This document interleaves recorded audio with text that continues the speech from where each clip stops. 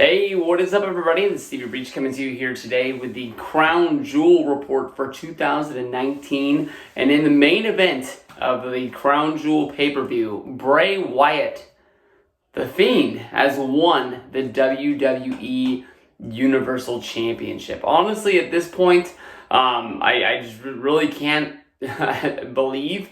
I guess I was amazed by the match, the fact that they did not learn from the Hell in the Cell pay-per-view that was here in Sacramento not that long ago. They ended up doing the Bray Wyatt match in the red lights. Yet once again, they the people at home, as well as I'm sure for the people that were at the show in the cheap seats, we could not get a fair view of what was going on in the action. I guess maybe if you're not a snob wrestling fan like I am, you can see what they want to see, and I guess that's what they want you to see. So I guess you're getting that kind of a view. So I guess you can almost sort of like do the Paul Heyman ECW thing, where you're emphasizing somebody's strengths, and you're basically not showing their weaknesses, which might be exactly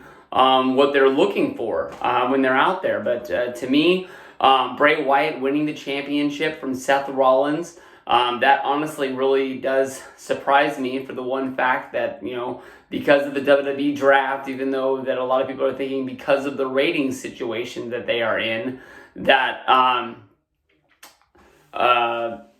because of the rating situation they are, and maybe the draft is just going to be null and void here pretty soon, and the guys from WWE will be on Raw and on SmackDown sooner than later, and just try and help the Fox deal as well as the USA deal, both of them at the same time, having continuing storylines.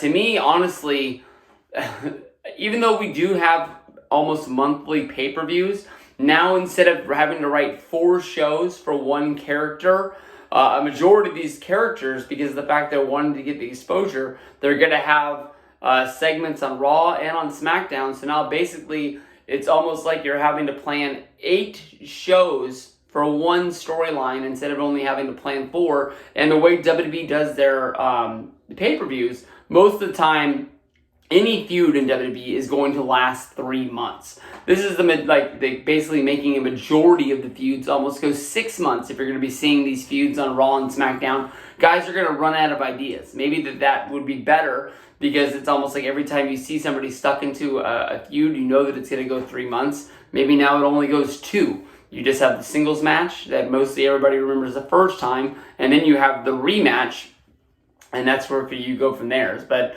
as of right now, Brock Lesnar was able to escape his match with Cain Velasquez with the WWE Championship. So now on SmackDown, the WWE Championship as well as the Universal title is going to be there, which is good for SmackDown for the reason that they're going to actually have a champion, because Bray Wyatt is more than likely going to be on almost every edition of SmackDown from here on out, while the Monday Night Raw brand, although they are stacked with talent like Roman Reigns, Seth Rollins, they're going to be without a champion.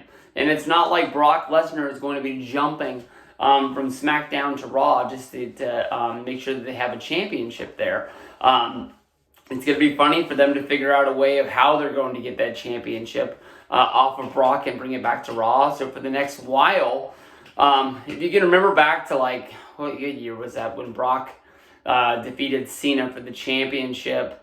They fought at SummerSlam, they fought at Night of Champions, and then Brock was gone from September all the way to January. Even though Seth Rollins had a Money in the Bank briefcase, there was no championship for him to cash in on Monday Night Raw, although it did emphasize Seth Rollins into basically being a main event guy, because that was the only main event storyline that they had going for Raw. It made Raw very boring. And I know that Raw is supposed to be the B brand right now, even though when I look at the rosters, I think they're pretty well even.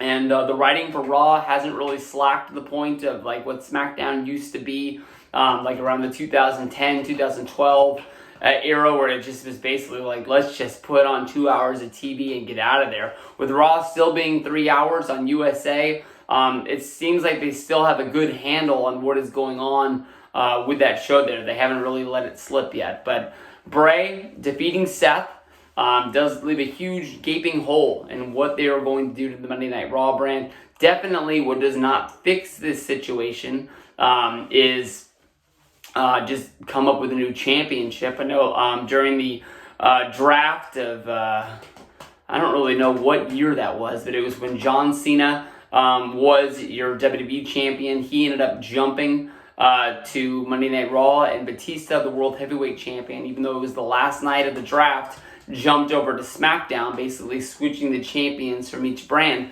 One of the storylines on one of the editions of SmackDown was that SmackDown was going to crown a new champion.